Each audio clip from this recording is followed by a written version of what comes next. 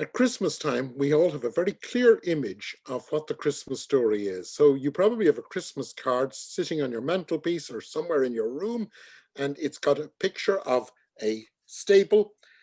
There's Joseph, Mary, ox, ass. The baby Jesus is in a feeding trough, a manger. Over to one side are a group of shepherds with some sheep.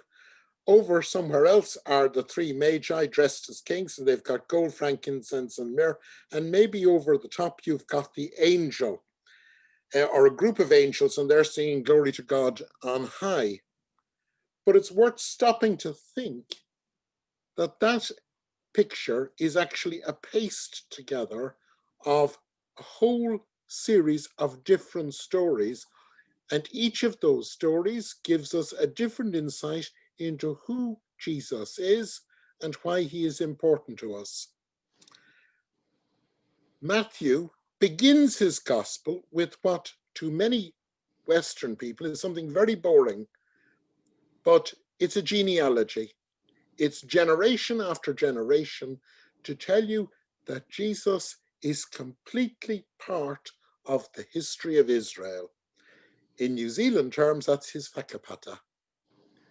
And we read that story on Christmas Eve.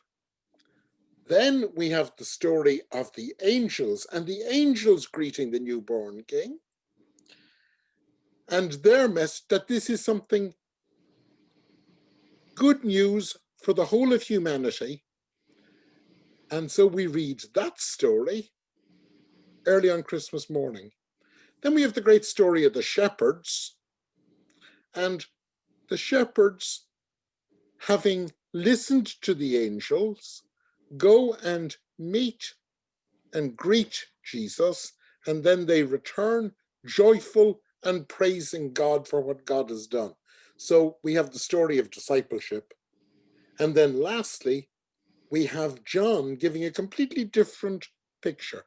In the beginning was the Word, and the Word was with God, but the Word has now come among us and become flesh, and has pitched his tent in the midst of our life.